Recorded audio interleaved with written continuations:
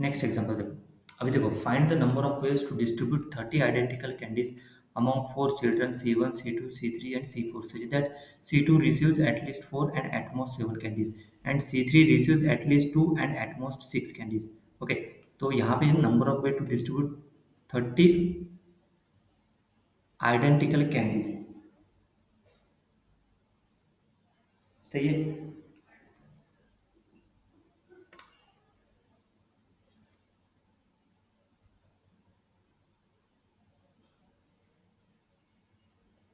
चलो देखो कैसे ये क्वेश्चन, binomial actually permutation combination question है। ओके, अभी देखो इसका solution. So such that C2 receives at least 4 and at most 7 candies and C3 receives at least 2 and at most 6 candies है। तो देखो इसका solution, find the number of veg निकालना है। आसान है, बहुत ही आसान। देखो भी क्या, देखो x1 to x4 लेंगे with the number of candies received by C1 C2 C4 respectively. We are given that total number of candies कितना हो गया 30, तो पूरे इसका सम कितना हो गया 30, सही है। So constant on the given date given condition क्या है, x1 ग्रेटर और इक्वल टू 0 रहेगा and x2 varying from 4 to 7 वहाँ पे बोले ना, मैं एटलीस्ट 2 एटमोस्ट 6 और C2 के लिए एटमोस्ट एटलीस्ट 4 एटमोस्ट 7, तो मतलब ये 4 to 7, ये x3 2 to 6 और ये x4 ग्रेटर और इक्वल टू 0, सही है। क्योंकि C2 और C3 के गिवन दिया है और बाकी तो ग्रेटर और इक्वल टू 0 लेंगे, सही है। तो हैंडल द अपर बाउंड, तो देखो अभी ये तो ना ये लोअर बाउंड है, तो x2 डैश इक्वल टू क्या पुट करेंगे अपन, x2 माइनस 4। यहाँ पे x3 में लोअर बाउंड क्या है 2, तो x3 डैश पुट करेंगे x3 माइनस 2, मतलब नहीं कि x2 equal to x2 dash plus 4 यहाँ पे and x3 equal to x3 dash plus 2, मतलब वो क्या हो जाएगा, वो जो क्वांटिटी है ना ये ग्रेटर और इक्वल टू 0, इसको भी ग्रेटर और इक्वल टू 0 बनाना है और इसको भी क्या बनाना है ग्रेटर और इक्वल टू 0, तो उसके लिए लेंगे x2 डैश पुट करेंगे x2 माइनस 4, मतलब x2 इक्वल टू क्या पुट करेंगे x2 डैश प्लस 4, तो वो क्या हो जाएगा x2 ग्रेटर और इक्वल टू 4 है, तो x2 डैश माइनस 4 क्या हो जाएगा ग्रेटर और इक्वल टू 4, मतलब x2 डैश सॉरी ये x2 माइनस 4 ग्रेटर और इक्वल टू 0 हो जाएगा, मतलब दिस ग्रेटर और इक्वल टू 0 मतलब दिस x2 डैश ग्रेटर और equal to 0। Similarly for x3 dash equal to x3 minus 2, x3 क्या है ग्रेटर और इक्वल टू 2, मतलब x3 माइनस 2 ग्रेटर और इक्वल टू 0, मतलब x3 डैश हो जाएगा ग्रेटर और इक्वल टू 0, है ना। ये पूरे चारों क्या हो जाएंगे फिर, मतलब इसमें जो इक्वेशन आ गई ये इक्वेशन में ये पूरे चारों ग्रेटर और इक्वल टू 0 आने चाहिए, उस हिसाब से ये एडजस्टमेंट किया है। मतलब देखो x2 डैश प्लस 4 मतलब किसकी जगह,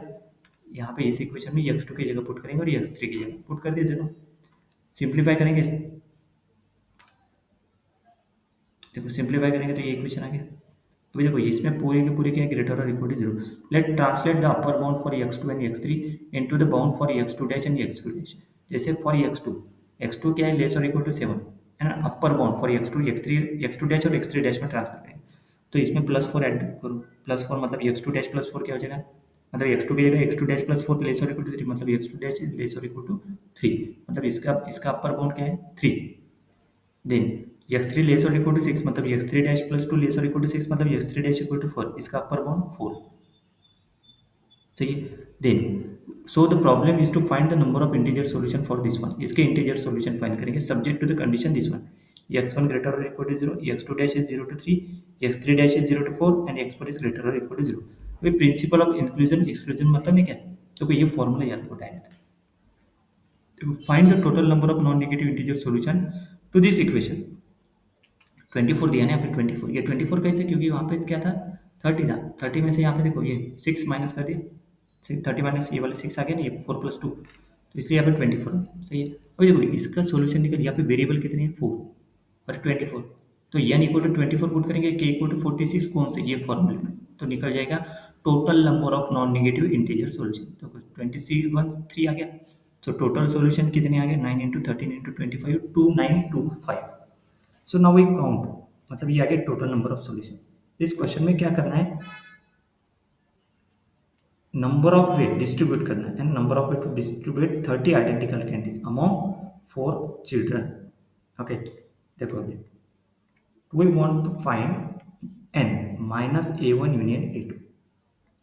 अभी ये देखो ये now we account the upper bound, a1 is the set of solution where x2 dash is greater or equal to क्या है 4, violating x2 dash less or equal to 3, and a2 is the set of solution where x3 dash is greater or equal to 5, violating x3 dash is less or equal to 4, है ना। तो upper bound जो लिया है ना ये मतलब नहीं कि 0 to 3 है ना और ये 0 to 4 है, तो क्या करेंगे मतलब कि इसको जो n में से है ना x2 डैश ग्रेटर और इक्वल टू 3 लेंगे। देखो एक मतलब 3 है यहाँ पे तो 4 और लेस और इक्वल टू 5 है, यहाँ पे 4 है तो ये क्या हो जाएगा ग्रेटर और इक्वल टू 5। देखो x3 डैश ग्रेटर और equal to 5, x2 dash greater और इक्वल टू 5, यानी इसका पहले सॉल्यूशन मतलब दिस इज a1 a2 और दोनों का यूनियन n में से माइनस करेंगे, मतलब n मतलब ये 2925, ये टोटल नंबर ऑफ सॉल्यूशन हो गया ना। टोटल नंबर ऑफ सॉल्यूशन में से कौन से सॉल्यूशन माइनस करेंगे अपन, जो सॉल्यूशन में x2 डैश ग्रेटर और इक्वल टू 4 है और x3 डैश ग्रेटर और इक्वल टू 5 है। मतलब x2 डैश ग्रेटर और इक्वल टू 4 मतलब a1 सेट ऑफ सॉल्यूशन वो a1 रहेगा, a2 कौन सा सॉल्यूशन रहेगा जिसमें x3 डैश ग्रेटर और इक्वल टू 5। अभी ये क्यों लिया, क्योंकि यहाँ पे x3 डैश ग्रेटर लेस और इक्वल टू 4 है ना,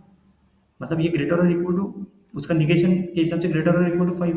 क्योंकि माइनस कर रहा है ना अपने को, ये टोटल नंबर ऑफ सॉल्यूशन में से वो माइनस करना है। तो ये सॉल्यूशन निकालने के लिए इसमें से इसका निगेशन माइनस करना पड़ेगा, मतलब इसका निगेशन क्या होता है x3 डैश ग्रेटर और इक्वल टू 4 और ये x3 डैश ग्रेटर और equal to 4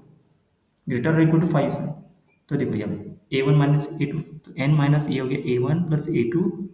plus intersection a1 a2, this is number of element of a1 number of element of a2 minus number of element of a intersection a2। तो calculate a1,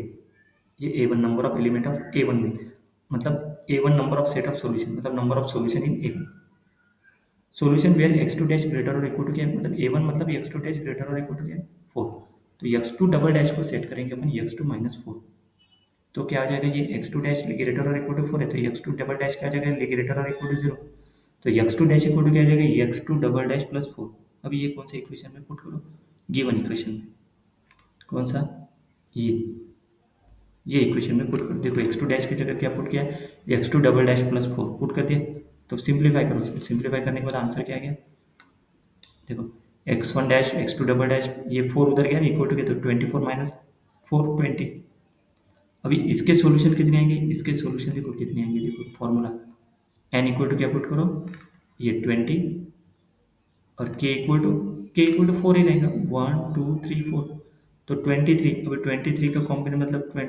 23 में से 3 combination formula, तो 23 into 22 into 20 और 13 into 21 हो गया था 1771। अभी हो गया a1। अभी a2 के लिए जैसे यहाँ पे x2 double dash equal to x2 minus 4 put किया, तो a2 के लिए x3 डबल डैश है, क्योंकि a3 मतलब x3 ग्रेटर और इक्वल टू 5 है, मतलब x3 double dash equal to put करेंगे x3 डैश माइनस 5, तो x3 डैश ग्रेटर और इक्वल टू 5 मतलब x3 डैश डबल डैश का ग्रेटर और इक्वल टू 0, तो सब्स्टिट्यूट करेंगे x3 dash equal to x3 double dash plus 5 into equation, तो x1 plus x2 dash plus x3 double dash plus 5 plus x4 equal to 24।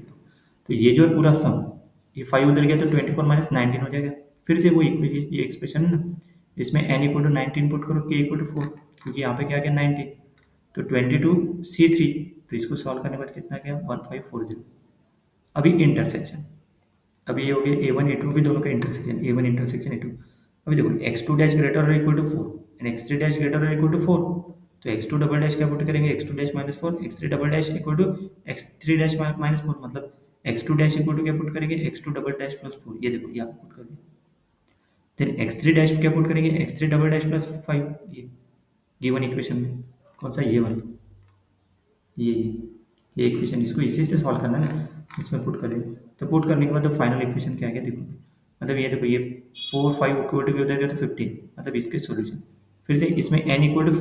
15, तो n equal to 15 k equal to 4 put करने के बाद 8c3 आ गया फॉर्मूले में, तो 3 into 12 17 into 16 that is 816। अभी ये पूरे जो वैल्यू है ये कौन से फॉर्मूले में पुट करेंगे, ये फॉर्मूले में पुट करेंगे। n क्या है ये 2925 a1 177 नंबर ऑफ एलिमेंट, ये मॉड 2 मतलब number of element of a2 that is ये 1540, और इंटरसेक्शन में कितना आ गया ये 816। देखो पुट कर टोटल माइनस दिस में, देखो ये मतलब ये 331, तो फाइनल आंसर कितना आ गया 430। Clear, next.